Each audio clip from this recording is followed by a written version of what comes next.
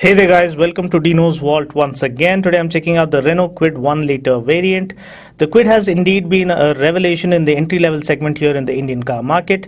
It has simply stepped in and annihilated the competition. The reason being the kind of package it actually is. It looks bigger, it appears to be built better, it offers a spacious cabin and some unheard of features in this segment before, and also offers a nice and well-balanced engine that is smoothly as well as reasonably responsive and also frugal. So what we have here is a hard-to-beat success formula with all the ingredients to become an instant blockbuster. Now that's what the Kwid has turned out to be. It's the newborn star of the Indian car market, the only car that comes well equipped to give the likes of the Alto a run for its money.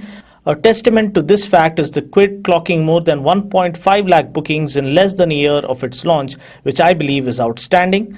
Now since I'm checking out the Kwid 1 liter variant, let's do a quick comparo between the Kwid and the undisputed king of this segment, the Alto K10. First of all, mileage-wise, the Alto claims 24.07 kmpl, whereas the Kwid almost matches it with a claim of 23.01 kmpl. Now, engine-wise, both get the 1-liter engines and both put out 68 PS of max power. Now comes the area where the Kwid scores comprehensively over the Alto K10, because dimensions-wise, the Kwid is longer, wider and taller than the Alto. As a result, there is plenty of room inside such that the passengers don't feel cramped up. Also, the seating is much higher on the Kwid when compared to the low-slung seating on the Alto. The Kwid gets a longer wheelbase when compared to that of the Alto, which translates into better high-speed stability. Also, looks and visual appeal wise, the SUV inspired styling of the Kwid gives it more road presence and a striking appearance when compared to that of the Alto. The Kwid also gets best in class ground clearance of around 180 mm, which is amazing and really comes in handy on our Indian road conditions. When it comes to special features, the Alto K10 already offers the convenience of an AMT or automatic manual transmission in one of its variants, whereas the Kwid 1 liter AMT is on its way and will be launched soon, so that makes it even Steven, I guess. When it comes to boot space, the Kwid offers nearly twice as much as boot space when compared to that of the Alto. The Kwid also gets first in segment ProSense seat belts with a pre-tensioner and a load limiter, which work in tandem with the driver airbag in reducing the overall impact in case of a collision. Then of course we have the showstopper, the Kwid's touchscreen AVN or audio video navigation system, which is the same system found in some of their higher segment cars, and this continues to surprise and impress people at the very first glance. Also, the Kwid scores mightily in the power to weight ratio department because it is around 56 kgs lighter than the Alto. As a result, it makes the Kwid swifter off the mark. Nevertheless, the Alto has an amazing track record and enjoys a wider service network that comes courtesy of Maruti, which fall in its favor.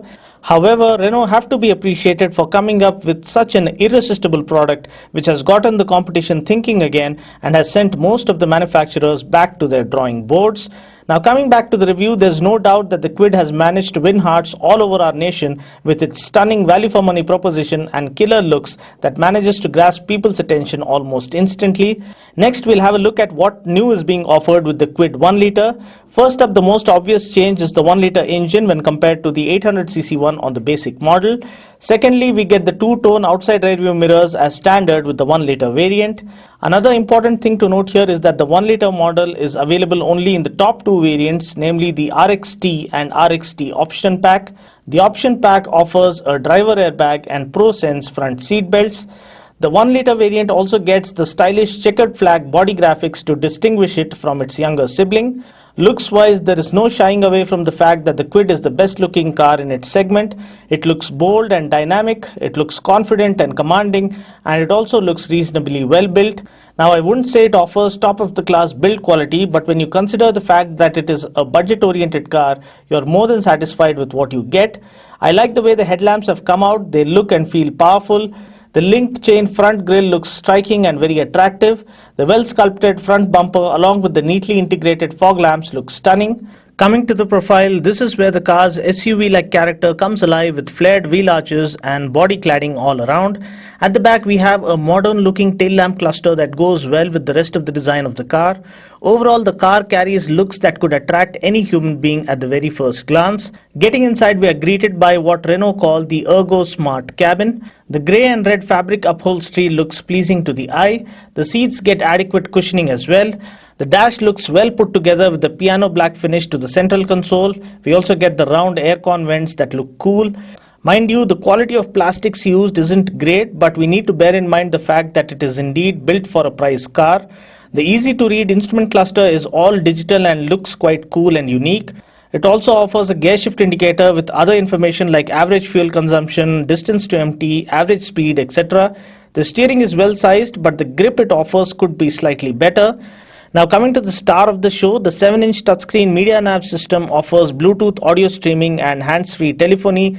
It also offers USB and aux in port, and we get 2 speakers which offer decent audio quality. Getting into the back seat, the space in here is also class leading with adequate amount of leg room, knee room and headroom. Talking about the storage spaces, first of all we get the 3 set glove compartments which would really come in handy on a day-to-day basis. We get bottle holders on the front doors and underneath the central console. The Kwid also offers best-in-class boot space of 300 litres which is superb. Coming to the engine specs, powering the Kwid 1 litre is a 3-cylinder, 12-valve, 999cc engine that puts out a max power of 68 PS at 5500 RPM and 91 Newton meters of torque at 4250 RPM. Now this comes mated to a 5-speed gearbox. Taking the car out for a spin, the first thing I noticed that the 1 litre engine has made the car more responsive.